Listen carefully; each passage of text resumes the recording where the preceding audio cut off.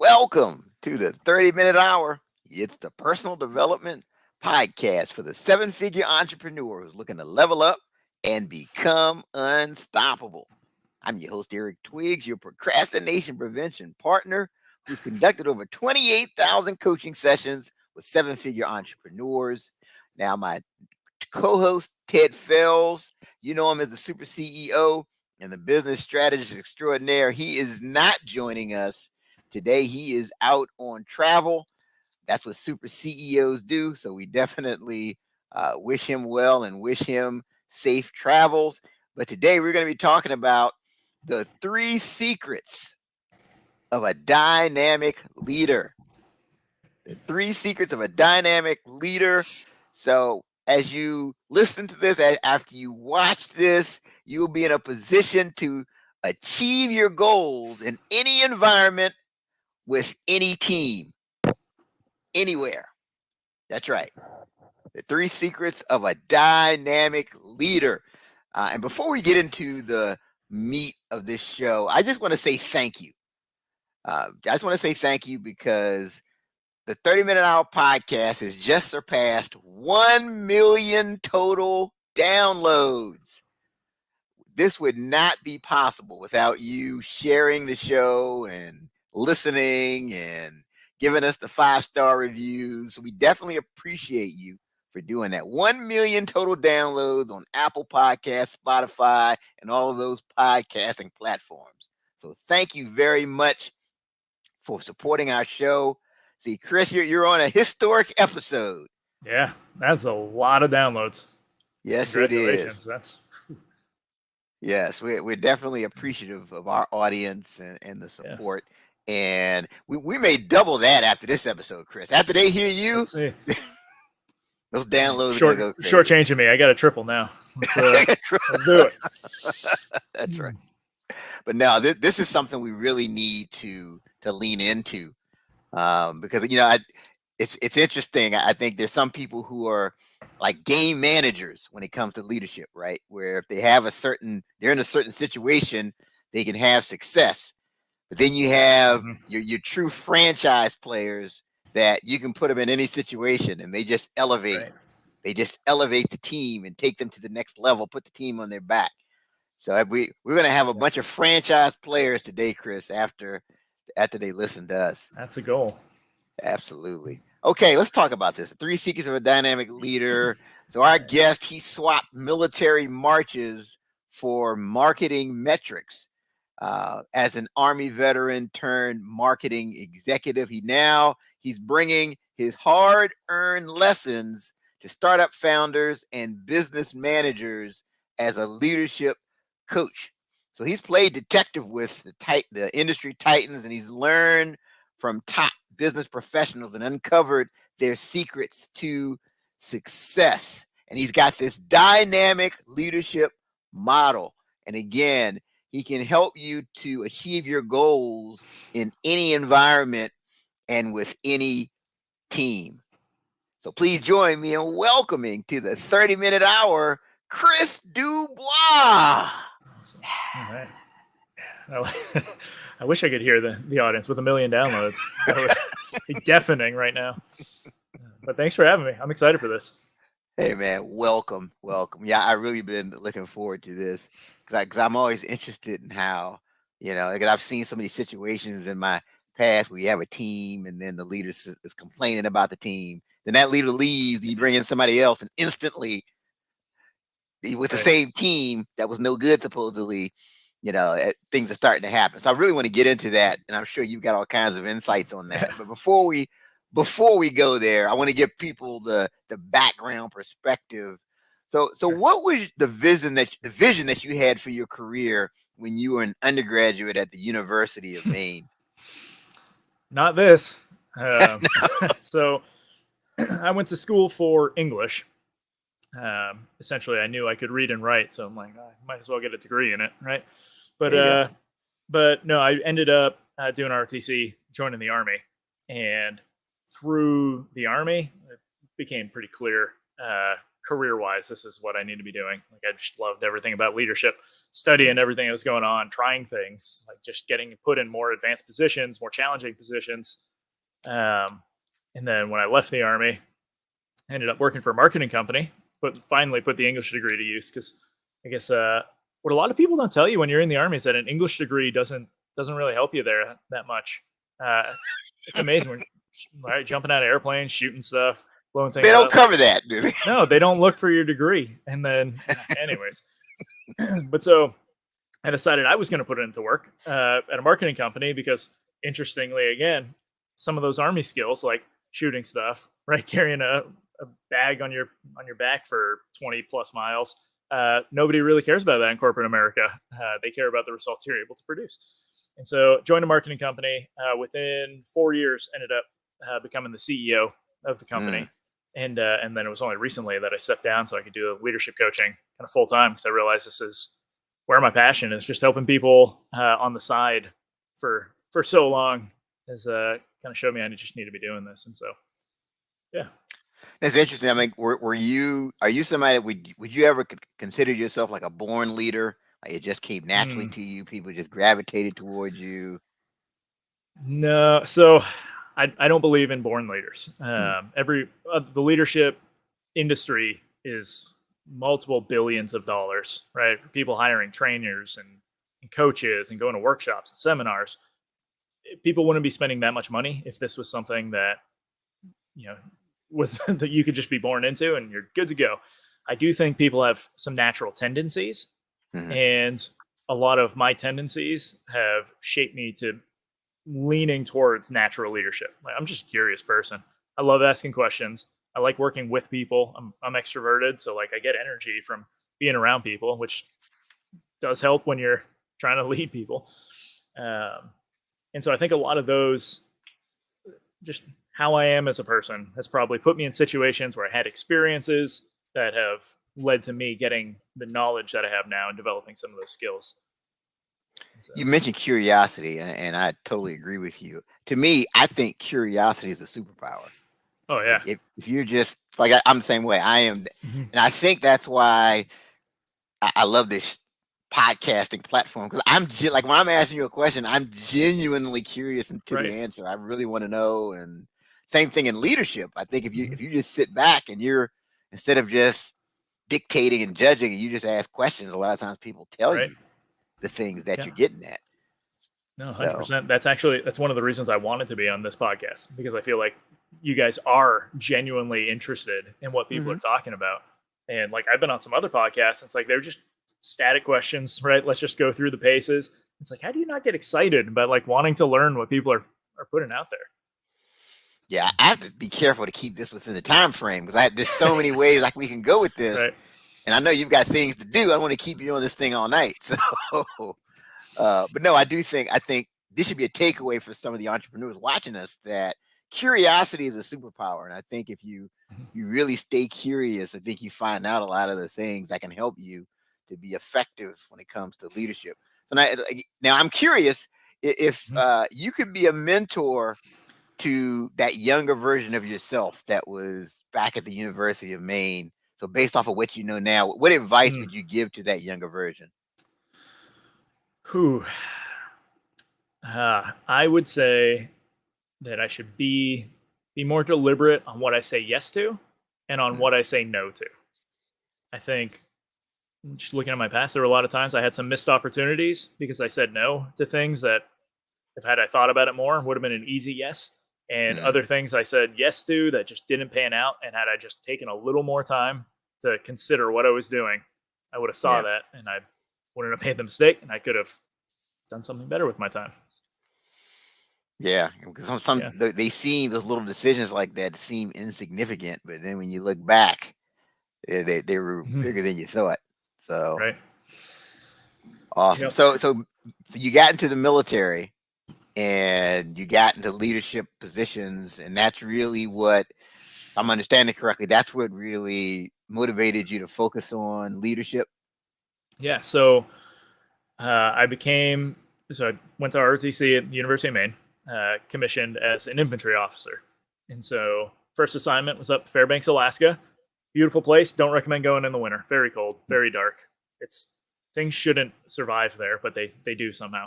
But I was a platoon leader, so 22 years old. I had 36 men and $13.8 million worth of equipment assigned to me. So it's like pretty big responsibility to be putting on a 22-year-old. And but it was fine. Like that was what we do, right? We got the training, go through it. But I did well there. Battalion commander pulled me up to kind of work closely with him, and I got a completely different perspective on the organization, where it's like from down to my platoon, right? I could see my 36 guys, and I could see the kind of the people around me. When you go up to battalion, I'm now 2 levels higher, and so like I just jumped the org chart, to actually be able to see everything happening in this organization. And because you're moving from like the tactical level to something more strategic, it was like my eyes open. There's so many variables that I missed. And something I noticed was that you could get a leader in one unit, that would do great, and then he would go to another unit and he would still do great. You get another leader who was doing awesome, but then would show up somewhere and completely fail. And it's because they showed up trying to run that second unit the same way they ran the first. And it's like they failed to take into consideration everything that was different. And then there were the ones that were bad, and they just continued being bad because they refused to get better. But we can talk about those guys later. But so I did that. That was awesome. And I got a lot of like one-on-one time, right, with a lieutenant colonel while I was a second lieutenant, first lieutenant. And so that started to shape me. And then one of my next assignments, when I ended up taking my company command, I had, battalion commander and a sergeant major who just really wanted to help me and work with me because I was committed. I wanted to make things happen. And they gave me the weakest company in the battalion to take command of. And they pulled me aside ahead of time and told me this. And so I was very deliberate in my planning for how am I going to assume command here? What am I going to do? And I took over the company. I sat down with everybody. I said, hey guys, I'm not your previous commander. This is how I want things done, but I want to do it with you. So like, let's make sure we're all on the same page leaving this meeting. And then we're going to, we'll step out with that. And we ended up taking that company from basically number 6 out of 6 within our battalion to number, I don't know if I didn't get an actual number, but we're in the top of like 36 for our brigade. And so we went from, being the worst in our small area to being one of the top units in the bigger one.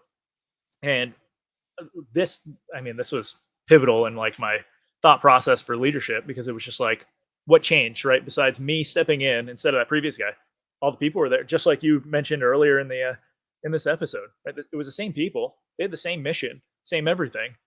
All I did was come in and ask different questions, give them the opportunity to actually run their own, their platoons. And it completely shifted the dynamic of the organization. And so what I've realized is that dynamic leadership, it's not about having these tactics. It's not about like showing up and knowing exactly what to do for that specific situation. It's about being able to step into any situation and change yourself in order to meet the needs and the demands that everyone else is about to throw at you. Because the only thing you have full control over is yourself, right? You can change yourself. I can't show up and tell someone else in this company that they have to behave a certain way and do something. Like, if it's not for them, they're going to quit. And that's one thing, right? That could happen. Now I got to find someone else, bring in the right people. Or if what they're doing isn't wrong per se, it's just different, I can change how I'm interacting with them, what I need to be doing. And now we have a completely different dynamic within the organization. And we can actually achieve our goals with everyone being able to take ownership and working and delivering in the way that they want to. So what do you think of this idea that, 'cause I hear this from leaders all the time. Oh, you have to treat everybody the same. If you've got a team of people, you have to be fair. You got to treat everybody the same. What are your thoughts on that? I think you can be fair without treating everyone the same. Everyone needs something different when you show up. Actually, one of the exercises that I teach is the leadership catalyst. There's a bunch of different different reasons that people would want to follow you. And so this is super apparent. This example, super apparent in the Army, right? If I show up as a brand new lieutenant and I go talk to the private, so like brand fresh out of basic training, right? He still has that fresh smell. When I'm working with him, he wants me to be optimistic. he's following me because I'm excited about our future. He has a career ahead of him. He's ready to go. If I go talk to that crusty old sergeant, right, who's 2 years away from retirement, he wants me to be competent. He's just thinking, don't get me killed before I can retire. Yeah. Yeah. And so by understanding that these people, I'm still going to be in the same position leading them, but they need different things from me. Right now, I can actually better lead them because I'm treating them fairly by giving them what they need. I'm giving the same amount of attention to them as required. But I'm not really doing anything like that. I can't treat them the same. Otherwise, we're going to fail. If I just go to that NCO, that sergeant, and say, "Hey, aren't you excited about all of this?" He's like, "No, I've seen this before. like this isn't my first rodeo. Just get us through it." And so yeah, I would say you don't need to be fair, but you don't need to treat everybody the same. Yeah, I agree, because I think people aren't the same. People Right. have different motivators, and I think people that are highly effective, they just know intuitively, what's going to push this person's buttons versus what's going to push this person's buttons. Right. So here's the other one I hear. Oh, you've got to be a jerk. You really gotta. You can't be a player's coach. You really gotta put your foot down and be a jerk to be an effective leader. What are your thoughts, Chris? Yeah.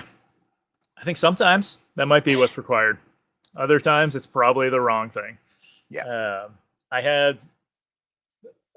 So I got to start pulling some business stories, but I got another Army one where I had this one guy who was, so he was a specialist, right? So right before he was about to be a sergeant, so like everybody's pushing him to be a leader. That's what the Army wants everyone to be a leader and keep growing in your career. This dude didn't want to be a leader. He just wanted to kick doors in and, get rid of the enemy. I don't know how politically correct we want to be on. He wanted to do the job of an infantryman. Mm-hmm. And he was very good at kicking in doors. I'll give him he's awesome at that. And people naturally followed him because he was just really good at his job.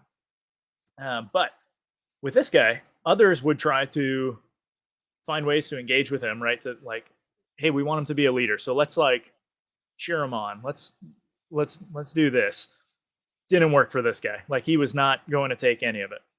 I would come in and give him a hard time. I would point out all of his flaws, and it motivated him. Because he was the kind of guy who just wanted to get the job done at all costs. And so when I would mention didn't look like you did that drill fast enough. For him, that was well, I'm about to go do the drill another 50 times until I get it to that, and you can't say anything. Make you eat those words, right? So for this guy, yeah, being harder on him and giving him a hard time was what he needed. Most other people, not the case.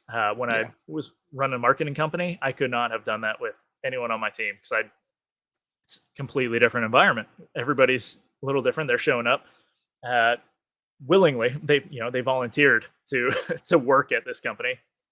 I think that probably would have broke some people. So. Yeah. I think I said we're talking about the 3 secrets of a dynamic leader, and just to kind of wrap this in a bow as it relates to dynamic leadership, it's really about changing yourself as a leader and kind of having the flexibility to adapt to the situations so that you can be as effective as possible. Yeah, so it's more about approaching the problem than having the tactic to solve a specific problem. And so knowing that, one, this gives you a ton of confidence, right? Knowing that you can show up in any environment and just be ready for whatever's thrown at you because you have the skills to be able to decide what you should be doing rather than saying, hey, I'm really good at this. If I work in a kitchen, right, I'm really good at peeling potatoes, and then you throw me a carrot and all of a sudden I'm I don't know what to do. Or I try doing it the same way, right? I'm not going to be as productive or as efficient because I can hold it different. And this is probably a terrible example, but you get the point, right?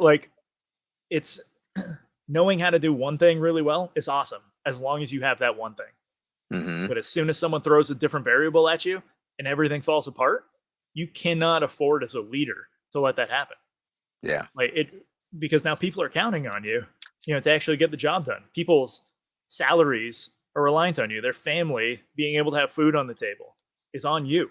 And Hmm. so, like, do you really want to leave something at stake, like, or just take the risk of that by not just preparing yourself for any situation? No, that's good stuff. So one of the examples that comes to mind for me of someone who was a dynamic leader is a guy, Scott Brooks. He was the coach of the 1980 Olympic hockey team. And Mhm. his thing when he was with the hockey team is he was just really hard on them. I mean, Yep. it got to the point where they banded together because they all hated him. So it made them closer and it made them go Right. out and play better. But what they said was at his prior coaching assignment, he was completely different. Like when he was at like the Hmm. University of Minnesota, he was known as a player's coach.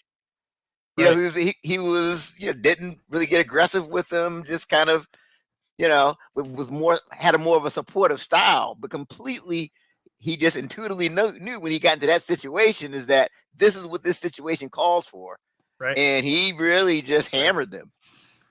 Right. That's a great example because you can tell if it was deliberate, right? Where he actually changed who he was in order to give the team what they need. And was this the miracle team? Yes. Perfect, right? Like they called it a miracle. Like this guy changed who he was and created a miracle. So like, yeah, great Yeah. example. So I think that's the key thing, and I'm sure there's other examples of dynamic leadership Mhm. that we could call to. But let's get to this here. So what would you say are the 3 secrets of a dynamic leader? So I use a framework for dynamic leadership. It's called the ACT framework. So awareness, communication, and trust. So Hmm. really, they're secrets, but they're not that secret. Like, should be super easy. You can go look up any books on any of these topics, do a super deep dive on anything. But the number of people who ignore these when they're going in and trying to become a better leader is crazy. And now, what's even better about following the ACT framework is that it doesn't just help you as a leader. This will literally make you better at everything in life. Go look at your Mm. relationships. Go look at how you're showing up, anywhere. And if you are more aware, you communicate better, and you can build trust, you are going to have a better time. And so, what I what I really like about following these is that we get to remove the need for for context from a situation in order to be able to like coach. Right? Actually, let's come back to that. I don't want to get sidetracked. So, with awareness, right, big one. There's 4 levels. You have self awareness, you have interpersonal, team awareness, and then situational awareness. Mm. And really, and having all 4 of these, right, being able to understand yourself, like what traits, what we talked earlier, what tendencies did I have that I knew of that could have made me more natural as a leader. If I'm just aware of all the different tendencies that I could have that could influence me, I can show up at a situation and change what tendencies I'm leaning into right now. And so maybe I'm someone who loves to control way more than command. Right? Everybody's heard the command and control is a military thing. Well, they're kind of different. Command is like, I'm going to give you some orders, you go out, take care of it. Control is like, I'm going to show you exactly what we need to be doing. And so naturally, I tend to command. I want to just tell people, hey, go out, do these things, come back if you need me. Okay. Otherwise, I trust you got it. Now, if I show up and I have a team that's super junior, they just don't have a lot of experience, maybe new hire, I'm going to apply more control because I need to. Like they don't know what they don't know. And so I need to just kind of be there to coach them a little more, help them out, make sure they have what they need. And so knowing that my tendency is to command, I might go into an organization and look at one of the newer teams, newer team member. Maybe we have a new product launch, right? And so everyone working on that doesn't actually know or have as much experience executing something. The I can show up and make sure I'm paying more attention and giving them that attention so that they can actually be successful rather than just doing what I feel is the right thing. Because your gut isn't always going to tell you those. I also, in communication, I will transmit way more than I receive. Mm. That's not always great. Maybe we don't have a lot of time to make a decision right now. And so I have to push information out. You guys are going to go take care of it. But if I got time to sit around the table and we can actually discuss, I need to go into receive mode. Hey, I need everyone's opinion right now. Give it to me. I'm still going to have to make that decision, but I want to hear what everyone else has to say before I say anything. And so knowing all the different variables that'll play into this, now I can show up in this situation and I can actually take that in. And so that's the, like, from the your self-awareness kind of side. But when you get into now interpersonal, when I'm talking to someone else, like, do I understand what's happening with them, what's going on? One of the big things, this is like a huge lesson. I wish I had just codified this much earlier in my career. Every person, in the back of their brain, their reptile brain, right, it's always working, it's always trying to keep them alive, and it's asking two questions: am I safe, and do I matter? Yep. And if you can identify when someone's thinking through those things, and you can help them achieve those things, make them feel safe, make them feel like they matter, you are going to be able to build that relationship much stronger. So that plays into a lot of the trust element of the model. But that interpersonal tact of being able to show up, talk to the person, see what they need right now, what they're going through, try to have that empathy. And now with my communication skills, right, either pull some of those things out of them or push what I need to them so that I can make them feel good and like they're actually part of this team. Now I've accomplished everything by looking at awareness, communication, and trust. But then say, oh, go ahead. Yeah, no, I'm just curious. You were talking about self-awareness, and just from what I see, this is a blind spot for a lot of people. Oh yeah. What percentage of people that come to you, these startup founders, would you say are self-aware when they come to you? I don't know that it's a black and white, like binary, self-aware or not. I think it's everything's on a spectrum, right? Yeah. How self-aware am I? And I think if someone is coming to me for coaching, they are at the point where they have at least enough self-awareness to know that there are things they don't know and that they need to improve. People who aren't coming to me or coming to coaches, period, looking to advance themselves, and they're just showing up thinking they got it. Or those leaders who say, oh, you just got to be a jerk, right? Just show up, be a jerk. It's like, show up and try it. And now, do you think it's working? Like, do you have the self-awareness to say, like, oh, people aren't responding well to this? Is it me or is it them? Because more than likely, it's you. And just being able to have that self-awareness is going to tell you that, and it's going to point you in the right direction. I would say self-awareness is probably something a lot of people are lacking. I would love to put a number on it, but yeah, I think the people who think they already know everything, that's a dangerous place to be. When you feel like, oh, I already know all that. Oh yeah, I could teach that course, and oh yeah, I got it all. Yeah, no, that's dangerous. I have met quite a few of those. Yeah, so I mean, I'm at a point in my life where I literally will not take your money. Like if you, like if you want me to coach you, and I get that vibe from you, like you aren't coachable and you already know everything, and no, that's okay. I just know it's going to be a problem. Right? No, 100%. If you're not open and knowing that you don't know everything and knowing that everybody can teach you something. Mm-hmm.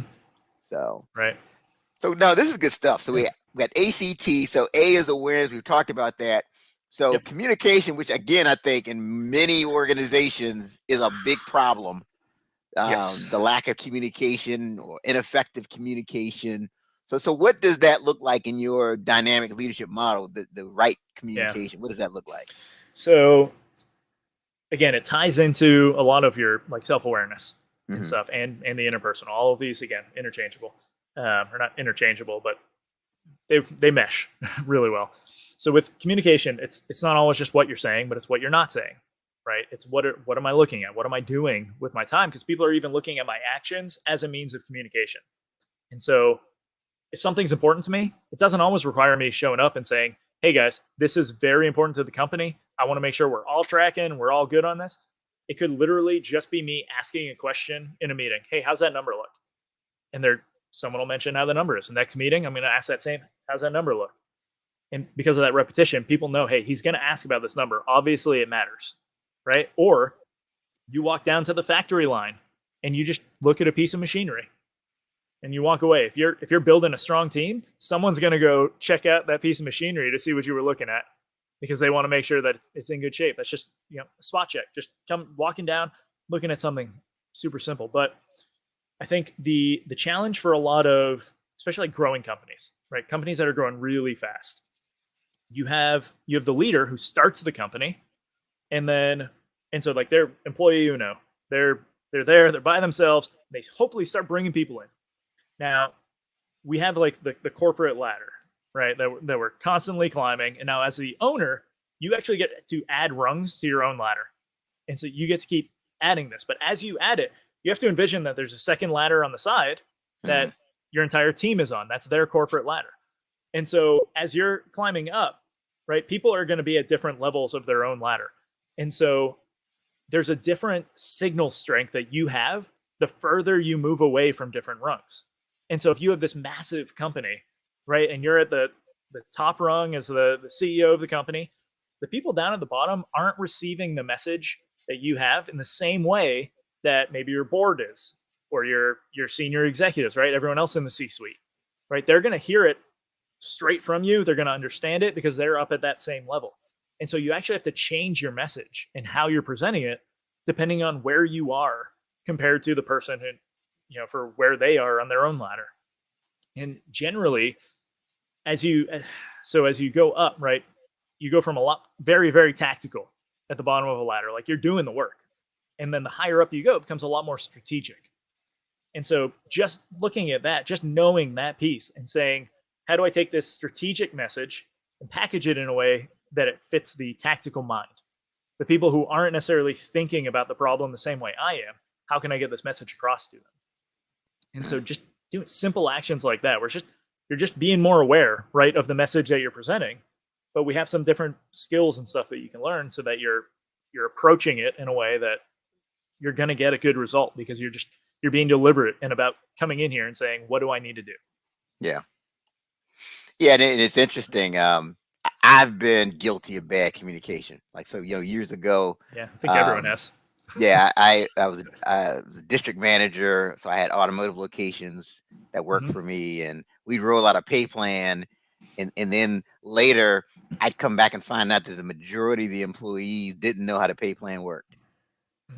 Even though I explained it to them, I told them, so it's got me to the point where I don't assume. I told you earlier, I we're backstage. I don't assume anything, from a communication. And I think that helped from a communication standpoint, where I'm literally like, okay, repeat it back to me. How does this work?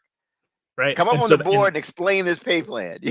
Exactly. And that's the perfect, like, tactical way to know that you're doing the right things strategically.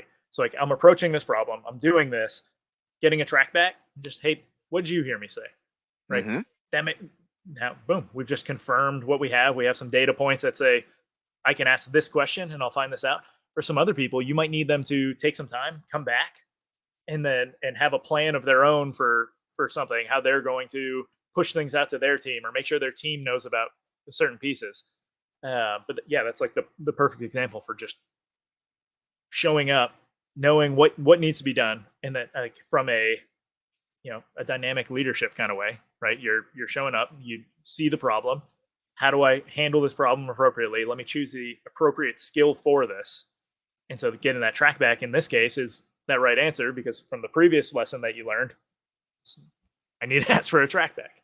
And so it's like, yeah, it's the communication thing. You can't assume that it's really happened. You just have to go back and follow up, like you said. I think, and you said that brilliantly, that you have to be tactical. You can't be strategic. When you're talking to somebody that may not be at that level in their development. So no, this is fantastic. So we've got awareness, communication, and then you mentioned trust. I mean, I would have to imagine if you're doing the first two, it's going to build trust. But what don't we know about trust as it relates to this model? So there's a couple things. There's a lot of different ways you can approach trust, right? Like, you got to earn everyone's trust differently. It's mutual. So like, you can trust me, but if I don't trust you, we're not going to have a good relationship. It's not going to work out. Three Three things. I'll give you three quick ones. One, those two items I said everybody's talking about or asking in their heads, right? Am I safe? Do I matter? If you can Mhm. address those for people, 90% of your trust issues go away Yep. because people are going to trust you.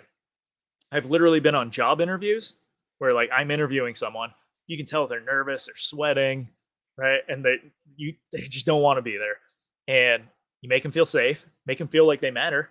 And now that like at the end of that interview, they're thanking you for for having them. Like, hey, this was a great interview. Thank you so much. I'm excited to see what's next. And it's like, boom, it was that easy in a 1 hour conversation to change how someone was actually showing up. Now imagine if you Mhm. could do that for your team, Yeah. right? Who's showing up every day doing this. It goes a long way.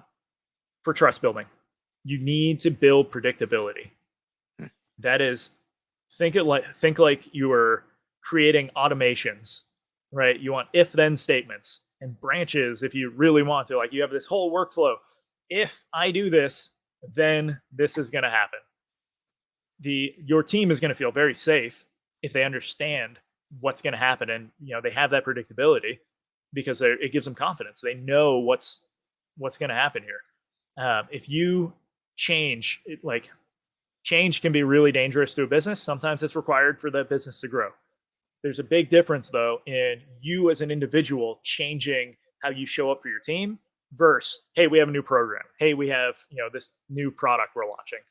That type of change is fine if you've done all the right things to show up as a person that says, like, I am going to do the same things. Like, let's say, it's predictable, right? You know what to expect from me, because expectation management is huge in all relationships. But yeah, build predictability. And then the last one for trust, set a culture that is extremely strong. The one thing that a leader truly owns in their organization is the culture. And that's because you, as the leader, are at the top. You set the standard for the organization. And so when you're hiring someone, that's a vote coming from you saying, I believe this person can be like us and can live up to the Mhm. standard that we have. When you fire someone, it's because they're not doing that. And if you keep someone on your team who can't meet the standard you've put out, it's on you to get rid of them, because everybody else knows what that standard is and they're looking at that person saying, what is going on? They are not like us.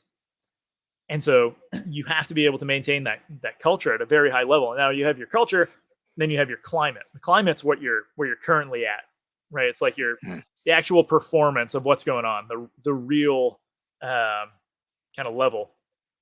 The further that is from the culture, the worse you are, because you want to hit that ideal, and that's called the culture gap. And you should always have a bead on how far that culture gap is, because you want it as tight as humanly possible, so that you're actually living up to the standards that you have set for that organization. Now, wait a minute. So I read a lot about leadership, and I go to conferences. I don't think I've heard that before. When you talk about the climate, and it makes perfect sense. So the climate is that this is where you are. The culture represents kind of the ideal of who Right. you really want to be as an organization. Yep. Hmm. And there are a bunch of different ways to keep track of this, right? So one, as a leader, I love doing this for quick feedback. Ask 3 questions. Hmm. It's, what am I doing that I should continue? Hmm. What am I doing that I should stop?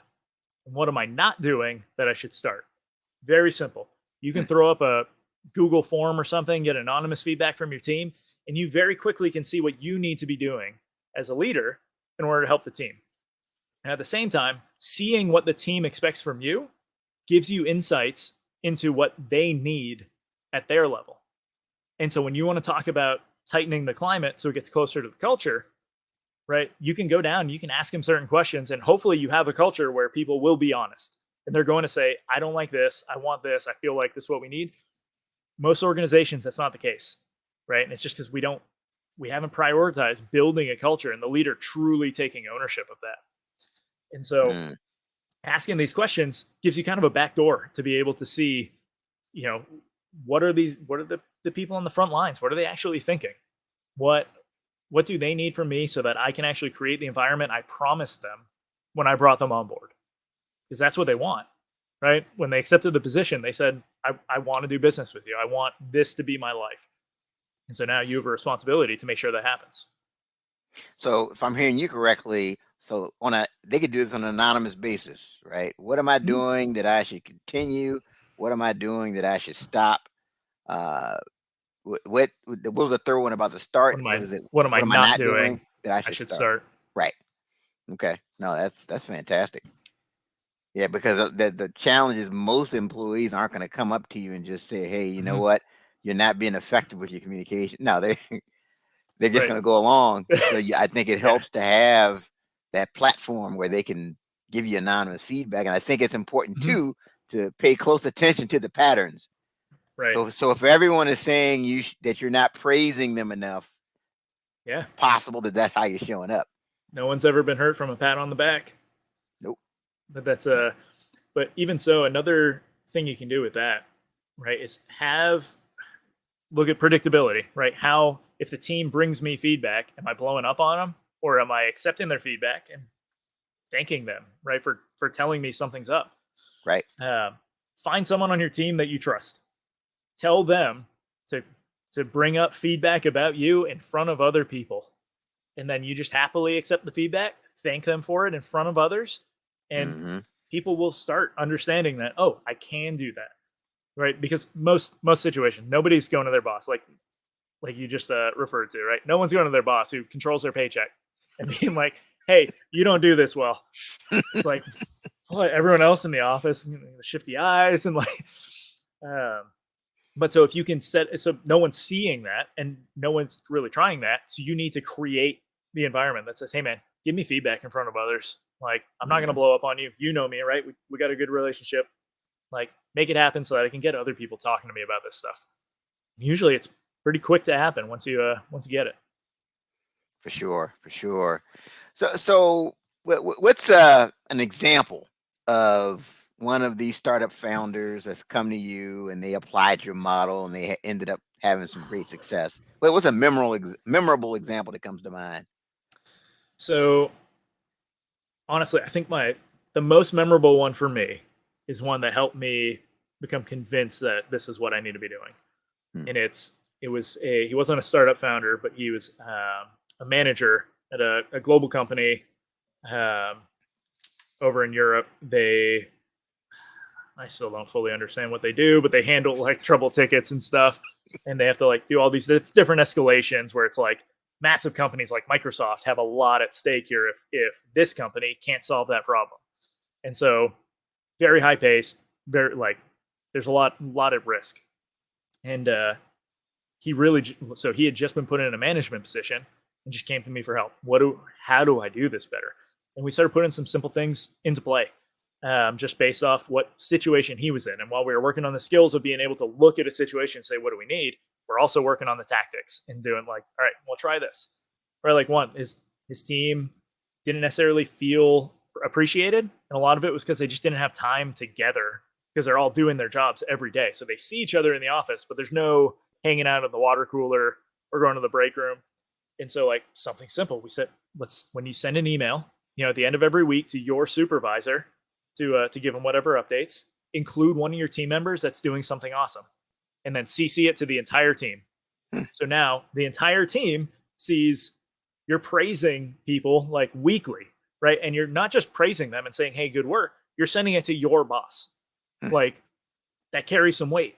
And just doing that, he started noticing we were measuring different numbers and stuff like productivity, how many calls are they working through?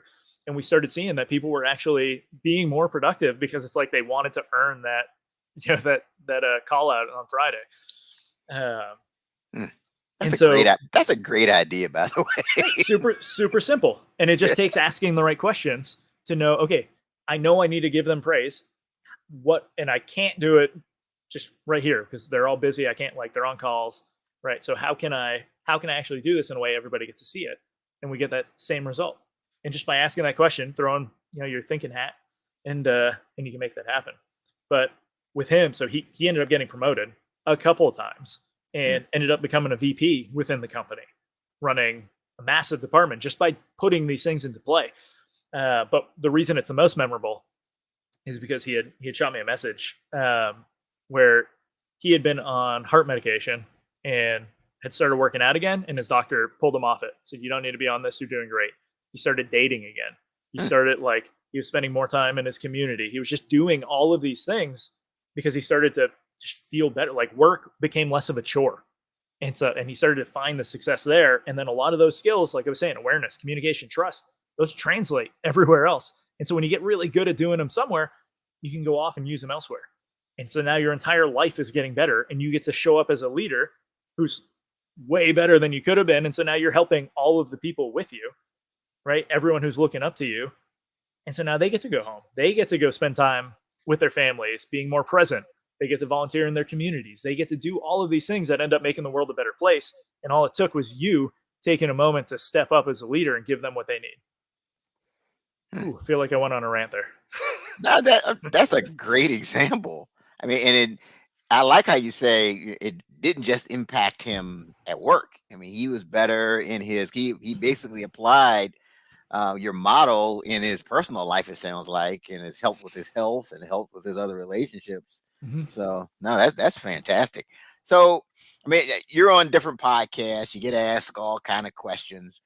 What's one question you never get asked that you wish someone would ask you? Can we start coaching tomorrow? That's good. No, I think I wish someone would just ask me what's at stake if they don't hire a coach.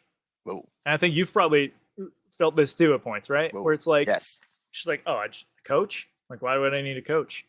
It's like, Mhm. why would you not need a coach? Like, I mean, so one, you're gonna miss things. You can only see from your eyes, right? And you can only pull in so much data at once. Ignorance is a choice. You have to choose what you are setting aside because there's just not enough time in the day to get everything. And so no matter how many books you read, how many podcasts you listen to, taking courses, seminars, it doesn't matter how much you do. If you just bring in one other person who has been there before and can see from a different perspective and bring their experiences to help you, you've now just multiplied what you can actually get done, right? Getting a physical trainer at the gym so that you can show up and they focus solely on that so they can help you. Getting like a therapist who can understand how your brain works and help you with that. Having like a business coach to work through how you're running your company. Like all of these things only make you better. And so like when the stakes are as high as knowing that you're leaving something on the table in regards to the impact you can have on the world, why would you not hire a coach? And so, yeah, so I would say that's it. The even better if you can find someone who's done it before. Like, don't hire the 20-year-old life coach. No offense to a 20-year-old life coach, right? But like, if someone has done those skills now, they're not only bringing their perspective, but they've probably worked with other people as well who have like honed their perspective and given them other ways to view problems. And so now you hiring that one person, if they've seen, 1,000 other ways that we can do this, like you have that at your fingertips. You can jump on a phone call. You can jump on, Slack. And it only makes you better. So. No, that's great. I think it goes back to what we talked about earlier about being curious. I think if you're curious, you're asking that question, like who has done this already, right? That I can talk to, right? And that's again, now it's like I'm giving myself the pitch, but with the dynamic leadership model, it's why we don't need context as much, because like a coach, really, if someone gives you advice and they don't have context into what you're going through, then what good is that advice, right? If they don't understand all of the intricacies, all the variables and the things that you have to pay attention to, the advice they're giving you probably isn't right. I had hurt my leg once. I called up a buddy who's a physical therapist. He said, just do some stretching, you'll be fine. I ended up going in to see a therapist, and he said, you tore your calf. Do not stretch. Wow. And it was like, boom. It was just the context was missing, right? He knew. He had great advice if I had just hurt my calf, but I didn't. Right. It was torn. He didn't know that. So it wasn't bad advice. It wasn't the right advice for me right then. Yeah. And so with dynamic leadership, we're looking at how do we approach a problem. So now you get to bring in the context in regards to like, how you're approaching this. But the advice I'm giving you isn't how do I solve this specific issue? It's how do you approach issues like this? Mm. And so now I can kind of sit back and give you that bigger picture view, and you can show up and take those skills, put them into play with you knowing the exact context you have. And so, yeah, I think it makes it a lot stronger of a case for bringing in a coach. But Yeah, no, I think that question about what's at stake, I mean, that's yeah, and I agree with you because no one's ever asked me that either. right, So, right. so I'm with you on that one. All right, so we're down to our final segment. It's called "Write This Down," and this is where we both we'll share at least one aspect of this episode that we feel is a takeaway that the entrepreneur that's watching this needs to write down so they can level up. So, Chris, you are the guest of honor. What do the people need to write down from this episode? Ask the two questions: am I safe? Do I matter? Right. Ask that about everyone you talk to, everyone on your team, and ask yourself, what can I do to make them feel safe and like they matter? Because if you can do that, your team will follow you to the ends of the earth. Like, not people leave bad managers, they don't leave the company, right? Because people make them miserable. So like someone could have their dream job and they will go somewhere else if their manager sucks. And so if you ask those two questions, yep, it's going to make your life that much easier. It's going to make your business better, and you're going to help so many people in the process. Yeah, no, that's great. Am I safe? Do I matter? I think those are critical things to consider. They're questions to consider. So my piece has to do with this idea of being flexible and the whole idea of dynamic leadership, where you really change for the situation and you adjust to the person in front of you. And it's a funny story. Jimmy Johnson, right? He was the coach of the Dallas Cowboys, and I remember one time he was known for just cutting a player at random. The player would maybe fall asleep in practice, and he would just go home. Sorry, you're cut. So he had this reputation for being like hard-nosed disciplinarian. So one of the reporters asked him, "Hey, so if that was Troy Aikman, your star quarterback, you telling me you would just send him home?" So he said, "No, here's what I would do." He said, I would walk over to him, I would tap him on the shoulder, and I would say, "Troy, would you please wake up?" So but I think that's an example of dynamic leadership. He's not going to send his franchise quarterback home, but he's going to send a lineman home if he can send a message to the rest of the team. Right. So I think that's an example of being dynamic and not being the same. It's something we talked about in this episode. You shouldn't really be the same with everybody because everybody's different. Every situation is different. And I do think dynamic leadership is what is needed today because everything's changing. Things are constantly changing. And if you aren't, you're in trouble. Cheers to that. Absolutely. All right. Yeah, man. This has been a fantastic episode. Thank you, Chris Dubois, for everything that you've shared with the audience. What's the best way for people to connect with you? So a couple different ways. Leadingforeffect.com. You can access any of the coaching programs, anything we got there. You can grab. Connect with me on LinkedIn, Christopher Dubois. And if you just want to listen to more of these thoughts specifically, I have a podcast, Unbound, with Chris Dubois. You just give that a listen. We share a lot of the ideas, go deeper in some of these concepts, and a lot of the episodes are super short so that you can just, in your commute, grab one of those ideas, put it to play that day, try it out, see how it works, and then go off. Great. Yeah. Again, thank you for sharing everything you shared. And don't forget to share the show. Make sure you share the show, share this information that Chris just gave us. I mean, he gave us a lot of nuggets and a lot of actionable things and steps that you can actually go back and take and improve as a leader. As we said at the beginning, really it isn't such thing as someone that's a born leader. I mean, everyone can improve their leadership. And if you apply what Chris shared during this episode today, you'll definitely get better. And don't forget, you can listen to this episode on Apple Podcasts, Spotify, any of those places where you consume content. And don't forget to subscribe. So that way you never miss an episode in the future. That's our time for this week's episode of the 30-Minute Hour. Again, thank you to Chris Dubois. And until next time, have a great one.